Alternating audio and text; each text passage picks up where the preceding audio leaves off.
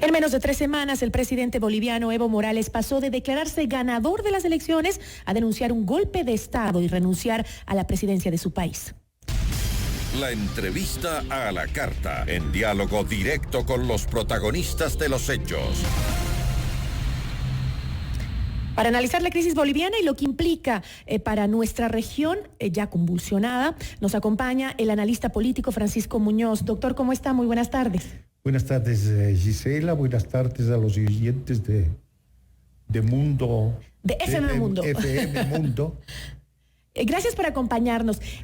Quisiera analizar un poquito lo que está pasando en Bolivia y en la región. Primero, un golpe cívico, político y policial, denunció el presidente Evo Morales en su mensaje cuando apareció frente a las cámaras de televisión para renunciar a su cargo, luego de que justamente el comandante de las Fuerzas Armadas de su país pues le sugiriera que se diera un paso al costado por lo convulsionado que se encontraba la sociedad boliviana. ¿Se puede hablar de un golpe de Estado, lo que está sucediendo en Bolivia?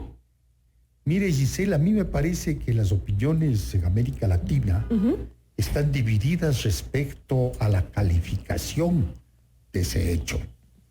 Desde mi punto de vista, resulta relativamente obvio que el momento en que el comandante de las Fuerzas Armadas le pide, ¿no es cierto?, a nuestro país le ha ocurrido muchas veces aquello, le pide la renuncia.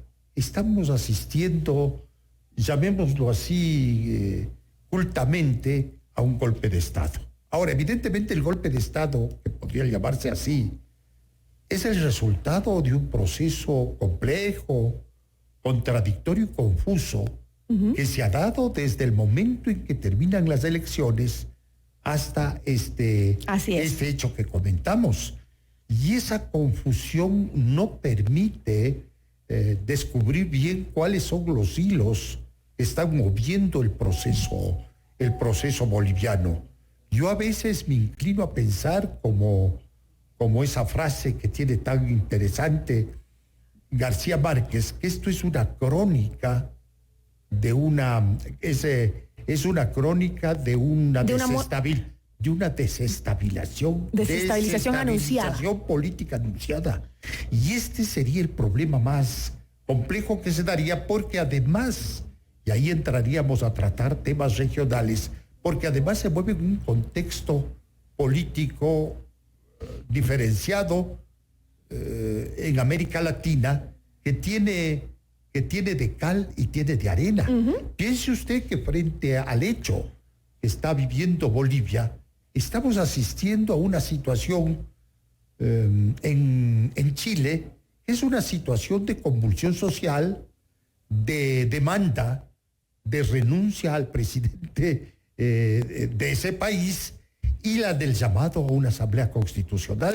Yo podría ponerme a pensar, fíjese usted, que el presidente Piñera, presidente de Chile, Piñera, ¿no? Presidente de Chile, debería estar también él pensando seriamente en seguir los pasos de Evo Morales. Ahora, sí preocupa esta situación, ¿no? Obviamente, cada quien con su coyuntura, cada uno de estos países de la región con su coyuntura.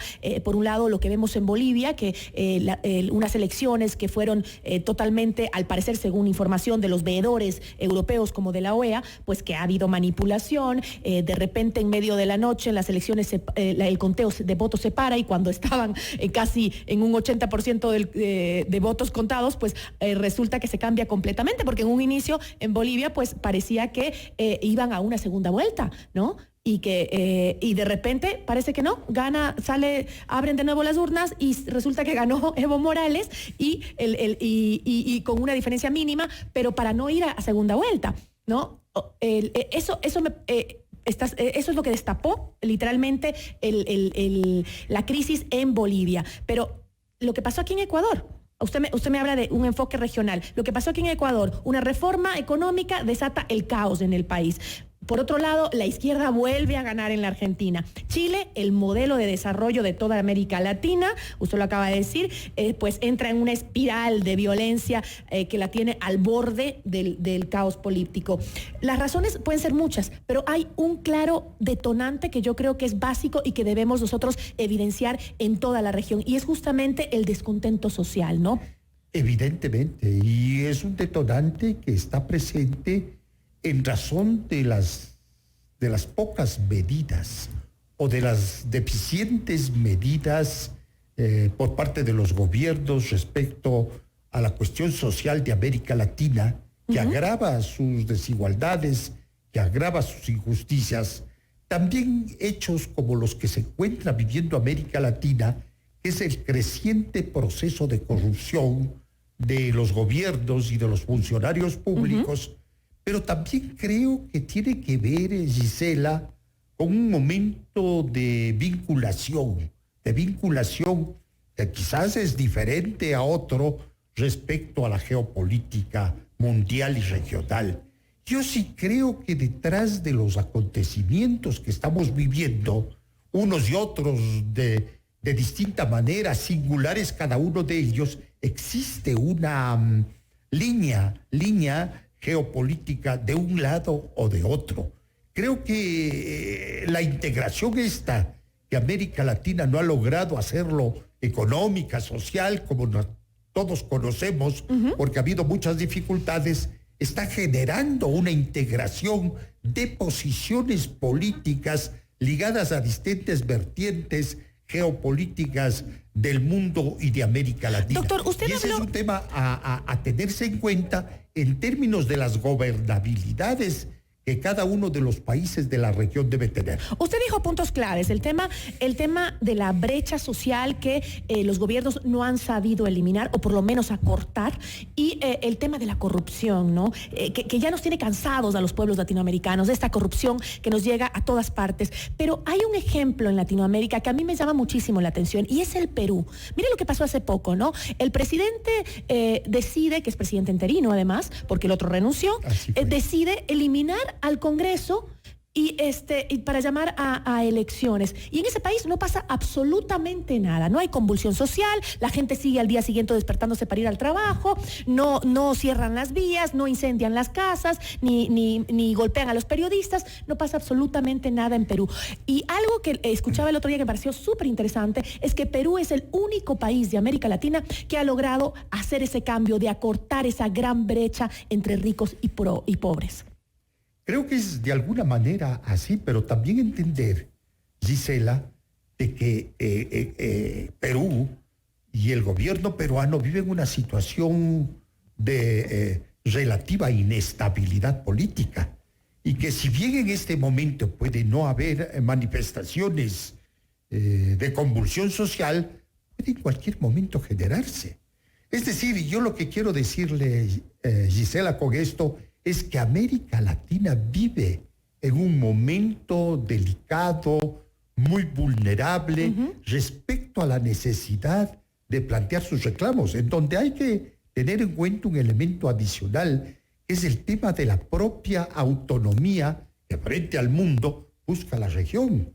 Sea por procesos electorales o sea por movilizaciones sociales, lo que estamos viviendo, estamos dando un giro que en algunos casos se parece al proceso anterior, y en otros casos aparece como una novedad todavía no experimentada por América Latina. Usted lo sabe, por ejemplo, Gisela, ¿cuál es la novedad que va a surgir, no es cierto, de un proceso de relativa protesta social, ciudadana, que se está dando en Chile? Vamos a terminar con una asamblea constituyente, con el cambio constitucional, con la salida del presidente de la República, porque mal que bien, en el caso de Bolivia estamos avanzando a dar los pasos pertinentes, para la solución del constitucionales conflicto, y legales, para volver a la estabilidad. Y en esto vale la pena que nosotros digamos, hubo una sensibilidad del presidente Morales cuando pensó en la necesidad de que se evite el confrontamiento y se asista a un momento de paz. Y eso es lo que con su renuncia, de alguna manera, está contribuyendo. tiene sus bemoles la situación, pero tiene también este aspecto positivo que es necesario resaltar y es necesario resaltar para el conjunto de América Latina. Así es, ¿no? Para evitar justamente lo que ya hemos vivido y no queremos volver a vivir. Doctor, yo le agradezco muchísimo por habernos, me encantaría seguir conversando, pero el tiempo vuela siempre en los medios de comunicación y espero volverlo a tener acá para seguir conversando sobre lo que se puede hacer en nuestros países para solucionar estas crisis que nos están afectando a todos. Muchísimas gracias Gisela, y gracias también por la entrevista. No, gracias a usted, al doctor experto en análisis político, Francisco Muñoz. Esto es Notimundo La Carta, siempre bien informados.